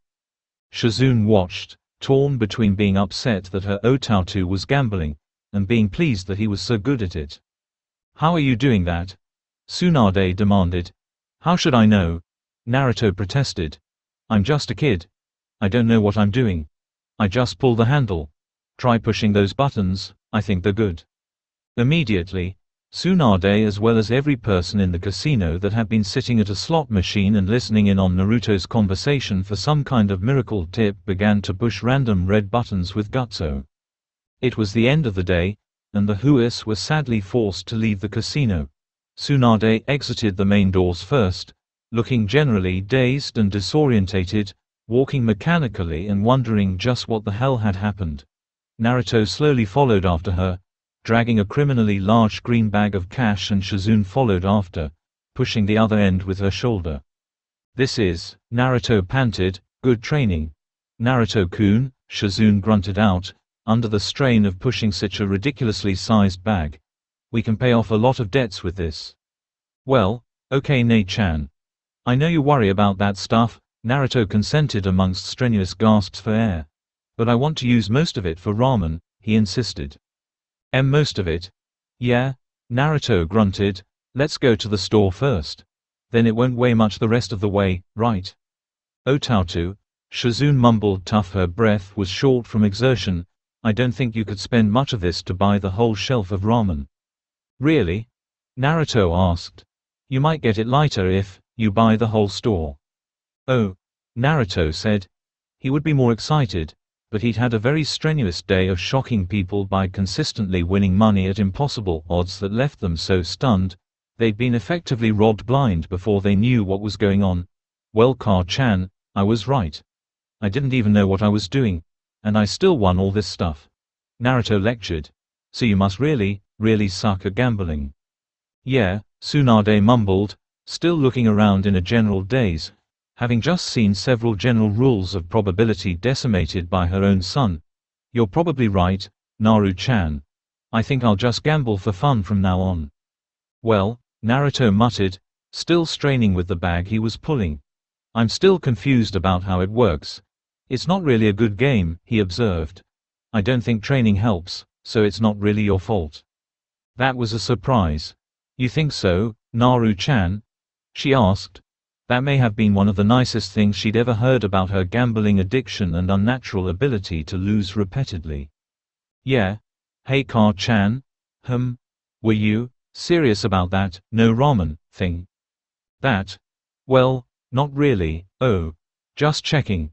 Konoha. The hidden village of leaves. Konoha. Its existence was both feared and respected by many throughout the shinobi world. At one point, it was commonly believed that it was the single most powerful hidden village in the world, despite being one of the youngest. This was commonly believed to be largely due to Konoha's startling number of heroes. Ninjas that rose far above the average level and transcended into another league altogether. It began, of course, with the first Hokage. Tte founder of Konoha himself, Ho-Oh Hanonoki, was more commonly just called Shodava out of respect. He was known for having a unique and interesting talent, the use of Makuten Jutsu. An entire new branch of techniques that was reserved specifically for the Shodava. According to legend, he used his gift to construct the basic structure for Konoha in a single day. During warfare, his ability to create ramparts and drastically alter the landscape turned the tides of many battles. Then there was the Shodime's brother, the Nidami, Ho-Oh Adomizu, whose raw combat ability struck fear and awe into armies, and whose mastery of Suten Jutsu was acknowledged even in Mist Country. The Sandami, Sarutobi Fuyu, was called the Professor. He was known to be fair and diplomatic, but he was equally known for his near-encyclopedic knowledge of jutsu and seemingly endless list of abilities for any given situation. The Yondava, Namikaze Minato, also called Konoha's Yellow Flash, was a name that was borderline taboo in certain countries. After a time, he was universally deemed to be completely invincible in straight combat. Entire battalions were instructed to cut their losses and just run for their lives if they were ever unfortunate enough to meet him on the battlefield. There was Konoha's White Fang, Hakutsukumo, who was known as the ultimate assassin before his choice to neglect the rules in favor of saving his friends and his subsequent forced harakiri. Konoha, to be blunt, had consistently produced select people that were just too powerful. No one knew exactly why that was, but it was sometimes thought to have something to do with the social values of the general populace and both their accepting and their encouraging nature. As Ho-Oh Naruto trailed beside his mother through the whispering and increasingly unfriendly streets of Konoha, he found that particular explanation a little difficult to agree with. Relax, Naru-chan, Tsunade mumbled, as she swept her hawk-like gaze over the whispering crowd. We're almost there. Don't worry. Naruto absorbed his mother's words silently, his usually upbeat attitude subdued for a change by the speculative and gradually more hateful gazes that were beginning to surround him on each side. Naruto did not know it, but news traveled faster than his own walking speed in Konoha, and news of the QB container's return was apparently at least twice so quickly spread. Apparently, the medic Nin that had scarred Naruto's cheeks had spread the word of her accomplishment to the villages, giving him the knowledge to easily identify the QB container on site. Nearly 6 years away did little to dissipate Konoha's hatred towards QB. X recap X, she used a solution on the scalpel to stop the blood from clotting, and another to stain the skin, even when I heal it. It looks like a damn whisker tattoo, except I can't remove it like one. I'd be impressed if I weren't so disgusted. X end recap X, relax, Naru-chan, Tsunade repeated. If anyone tries to hurt you, I can kick their asses, easy. Spying the obvious tension in the balled fist his adopted mother kept at her right side, Naruto was not sure whether she was trying to address his feelings, or her own. While there wasn't much that scared a woman like Tsunade, there was a lot that pissed her off. And seeing the villagers of Konoha gossip and glare was one of those things that really pissed her off. Shizune trailed behind her, obviously annoyed mentor silently. Disgust and concern were welling up slowly inside her, though her face tried to remain carefully neutral. That was her precious Otatu those villagers were glaring at. But it was her childhood home that was doing the glaring. What should she feel at a time like this? I knew this was a bad idea. Tsunade muttered spitefully under her breath. At least we're here. Naruto looked at the building of their destination. No, make that, buildings, before them, there was a large wooden fence, clearly cutting off the district within from the surrounding one. Two white-eyed, pupil-less guards stood rigidly straight in at attention to each side of the arch that signaled the main entrance to Konoha's own Hyuga district. A man, standing straighter than the guards, came walking out through that arch to meet them just as the Huis reached the entrance. The event seemed as if he had taken practiced care to arrive at exactly that time. Ah, Tsunade Heim. How good to see you grace Konoha once again with your prescience, the rigid man greeted. Though his sentence was genial enough, not a ghost of a smile filtered across his stony-set face. Please, come in for some tea. The Huis are, of course, always welcome at the Hyuga district. Could I ask if you'll be staying long? If the Hyuga's stony expression affected Tsunade at all, she didn't show it. Tea sounds good about now, Hiyashi. She sighed, while leading the group through the wooden arch that signaled the start of Hyuga territory. Depending on certain things, I may be back for good. By the surprisingly easy exchange between Tsunade and Hiyashi, it could indeed be surmised that news of the Huis arrival had stretched beyond them. The question that was brought up in Naruto's mind was that of why the Hyugas, knowing of their arrival, had basically put out the welcoming mat as if it were a given. His adopted mother seemed to assume that she'd be welcomed by the Hyugas as well. He pondered this as he walked slowly past traditional houses kept immaculately clean and proper on each side, still holding his mother's hand. The one-story structures bespoke of either pride, wealth, or a healthy mix of both. His speculation didn't last long, as he halted it in favor of gawking at the large building that they were being led to enter. Inside Naruto sat uneasily at the low table, legs folded underneath him. His mother sat beside him. The stony-faced man and who Naruto guessed was his daughter sat on the opposite side. Ka-chan, he whispered to the side, why did Ne-chan have to wait outside? She's not a Ho-Oh, Tsunade answered, as if that explained anything at all. She didn't seem to particularly care that she was carrying on a private conversation in front of their hosts, which were being ignored. So? Naruto prompted. His face screwed up in confusion. Are we some high-class family or something? He asked sarcastically. Tsunade's eyebrow rose delicately as if to mock such a question. I've adopted you as my son, you know. That means your great-grandfather was the first Hokage and founder of Konoha. She reminded. Your great-granduncle was the second Hokage. Tsunade continued listing flatly, your grandfather was the most successful apothecary in history, and your beloved Ka-chan is the patron of modern medical theory that doubles as a ninja on the cage level. Leaning closer, Tsunade peered at her son as she spoke flatly. So what do you think? Are we a prestigious family? Oh shit. Naruto hadn't thought of it like that.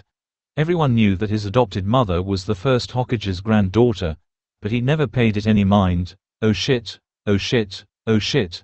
His great-grandfather founded the damn village. His mother's work had saved thousands of important lives.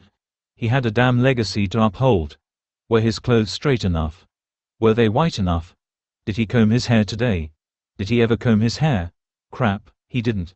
Quick, look noble. Seeing her poor adopted son sweat bullets and give Hiyashi a run for his money in the rigid posture department, Tsunade spoke up. Relax, Naru-chan, your great-grandfather made sure we wouldn't become a clan.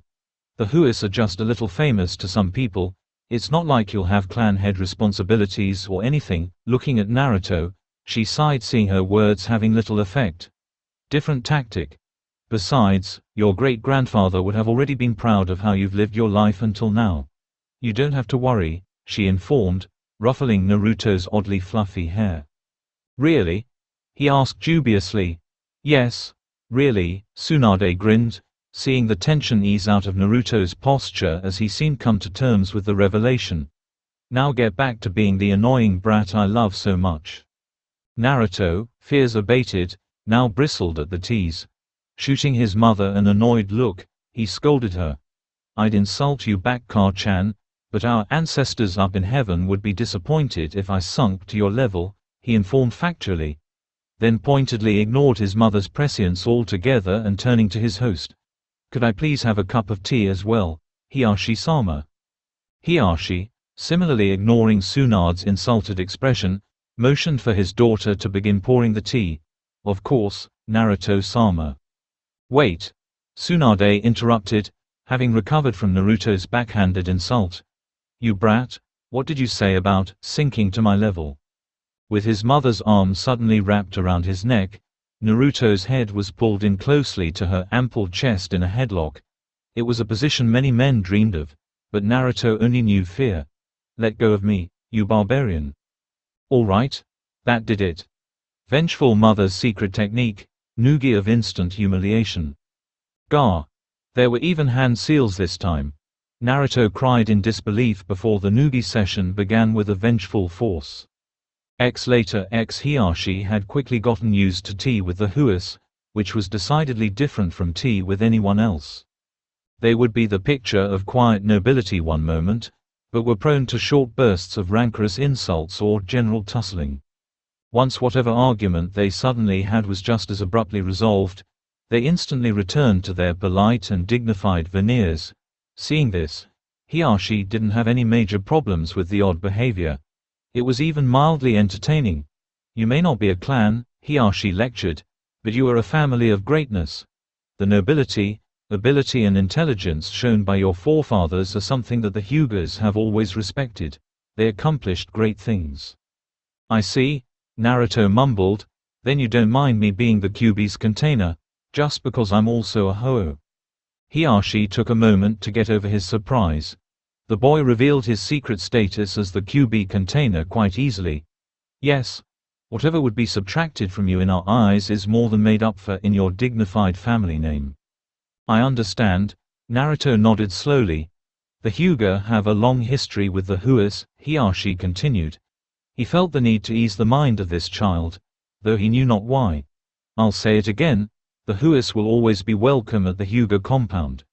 Though for now at least, you two are the last remaining Huis in this life. Naruto was silent. It was a kind offer, to always be welcome somewhere. A great promise.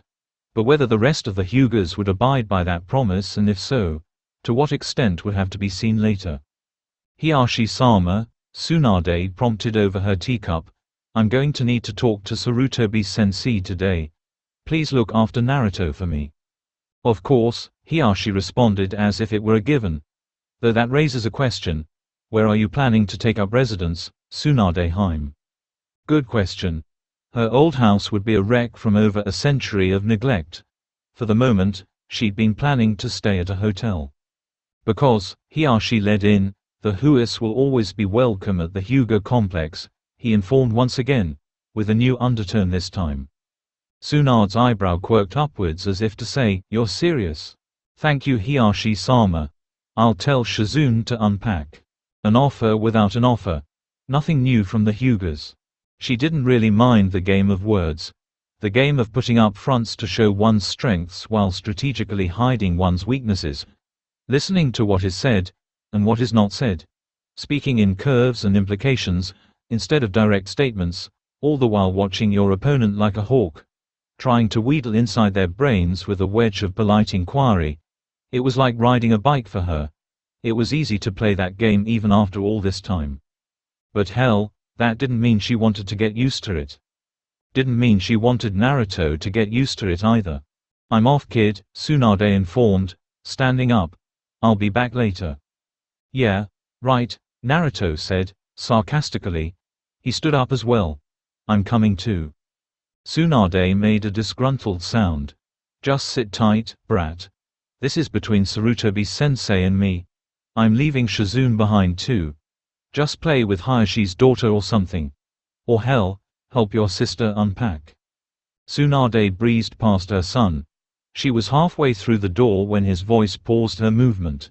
She glanced at him over her shoulder. Naruto's deep cerulean eyes met hers, looking like wells of deep understanding. And why not? He was her precious son, after all. No book-smart genius perhaps, but certainly no one's fool if he could help it. "Just tell me the important stuff later, okay? If there's going to be news that concerns me, I want to know about it." Tsunade's eyes flickered to the door and back to her son. Hayashi spied this as a sign of quick consideration and forethought. Tsunade let out a breath, not quite a sigh. "Fine, brat. If you're sure you can stay awake through it all, I'd like to protect you forever, but that's impossible even for me. I still think you're too young to be protecting yourself, even a little. But you're too young for a lot of the things you've done and dealt with so far. You'll manage. I know. But any mother would worry about what that would do to you as a person." Naruto watched Hayashi follow through the door after his mother. Presumably to show her to the door, he turned to Hayashi's daughter, who was still kneeling dutifully at the tea table. "Hey," he began, but stopped short. Blinking, he realized that throughout one solid hour of polite conversation with side orders of tea and arguments, he hadn't ever gotten her name. He shook the oddity off. "Hi, my name's Ho-Oh Naruto," he proclaimed. Whatever, he just reintroduced himself. "You the little girl stuttered. She was being put on the spotlight. She was deathly afraid of being the center of attention. She had quickly learned that when she was the center of any attention, she inevitably did something to drive her audience to hidden disgust. Steeling herself, she spoke for one of the few times since Naruto had met her. Hyuga Hinata. "Cool, let's go play." "EA?" Hinata was startled by the sudden outburst. Naruto, in turn, shot her a flat look. What was there to be confused about? Did this girl not know how to play? Looking at her, she was pretty small. And dressed in that kimono, she reminded him of a doll. In fact, could she even run in that kimono? Whatever, he continued to drag the Hyuga heiress into the garden area. "Let's play hide and seek." Hyuga Complex. Central Garden X. Naruto had someone to play with, as well as a place that would let him stay indefinitely in a village that might just end up being his home for a long time. Taking care to keep an eye out for signs of unacceptance from the Hyugas, he found none. Could he really stay here and not be glared at? Very cool. Things were looking up.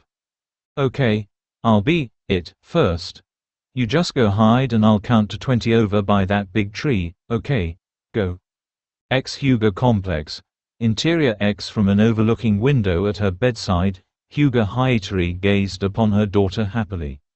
It was both unprecedented that she would have a new friend, and that she would be playing in the main garden with that new friend. Slowly, she felt her heart bubble with a relieved happiness that rose through her chest and upon reaching her eyes brought tears thereof.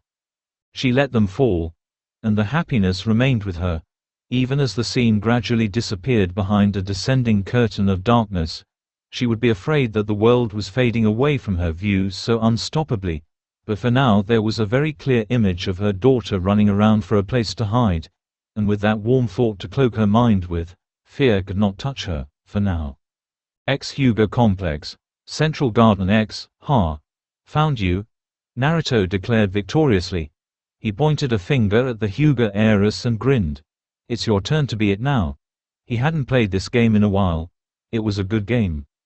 "Did," Hinata started hesitantly, still crouched behind her bush. "Did I fail?" "What?" Naruto blinked. "Fail?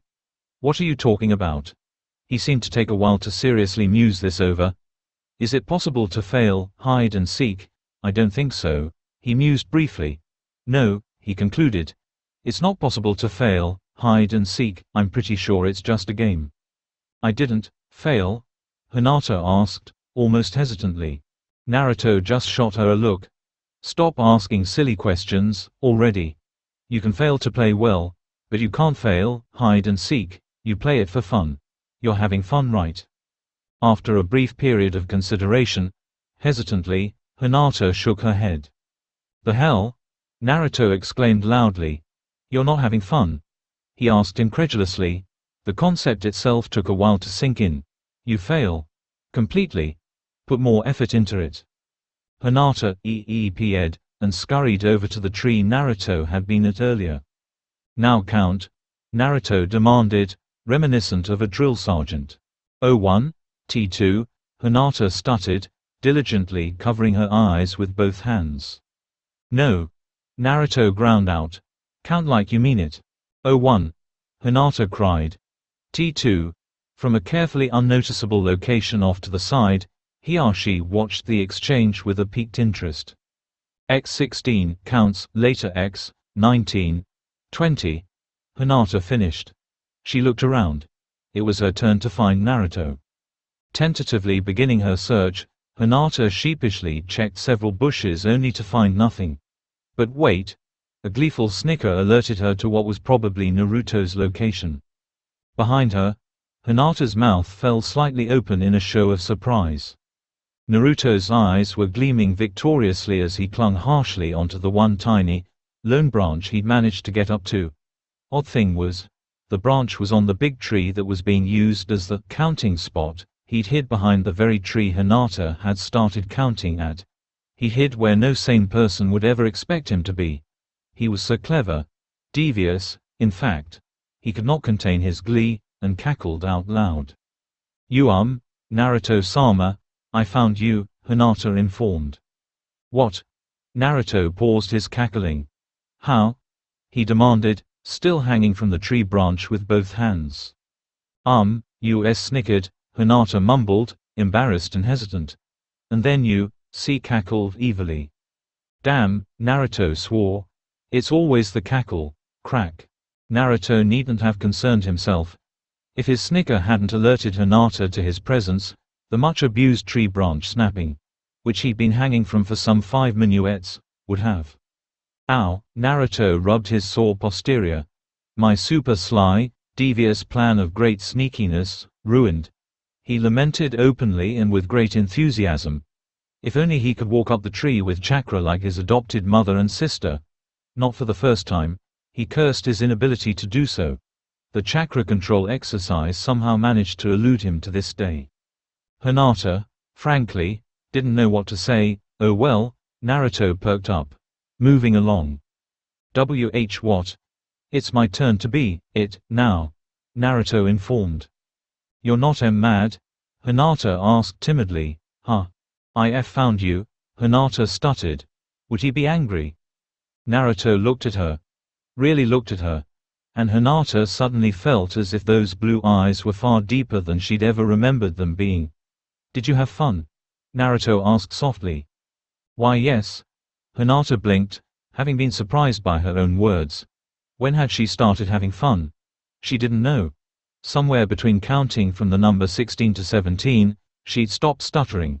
Somewhere between seeing Naruto snicker and then cackle, she'd learned to trust him. He really did only want to have fun. And he only wanted her to have fun, too. She could trust him, not to look down at her with disappointed eyes. She somehow felt very, very sure of that. Well, as long as you're having fun, then no, I'm not mad, he grinned, eyes glinting. Hinata had to squeeze her eyes shut because at that moment, the sun had seemed kiss his hair, seeming to make him shine in its golden light. Just for a second. Okay, I'm going to count.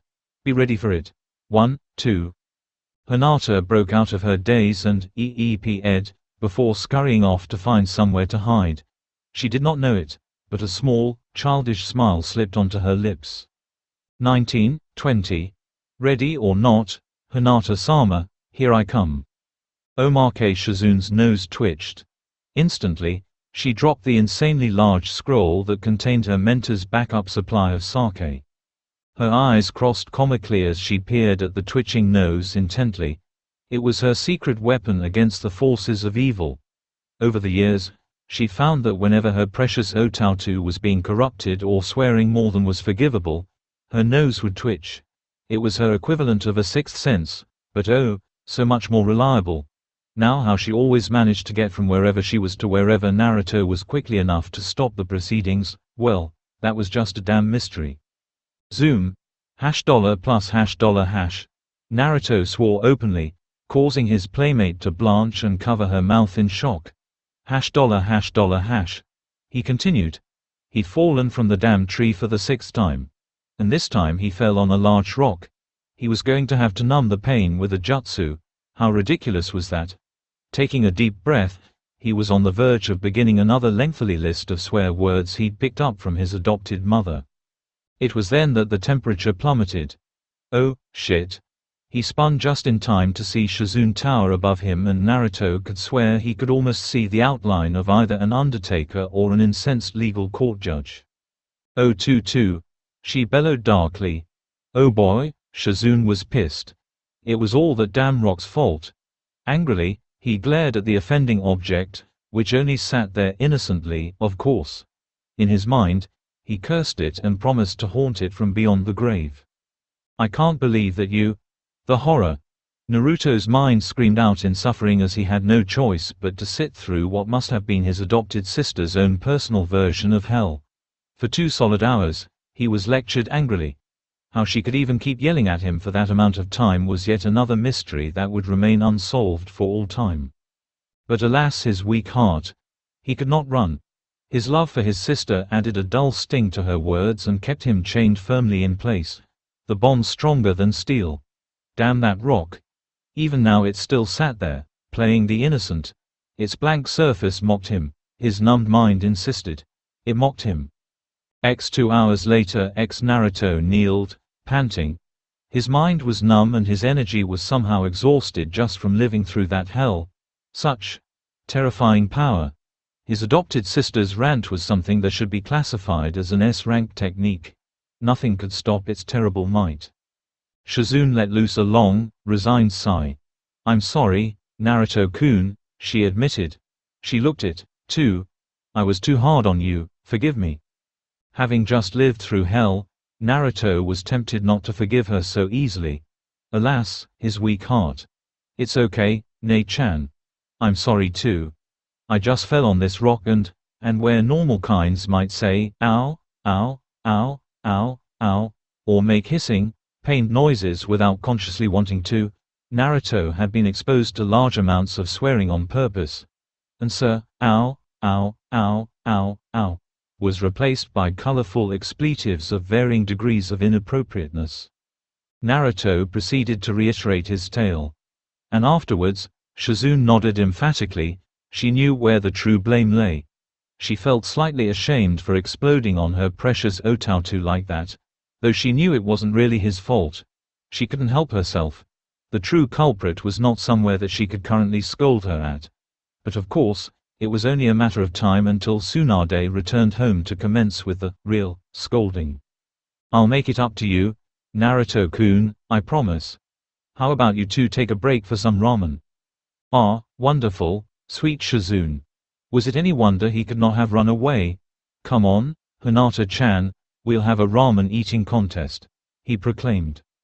Ch-chan, Hinata stuttered, voice small.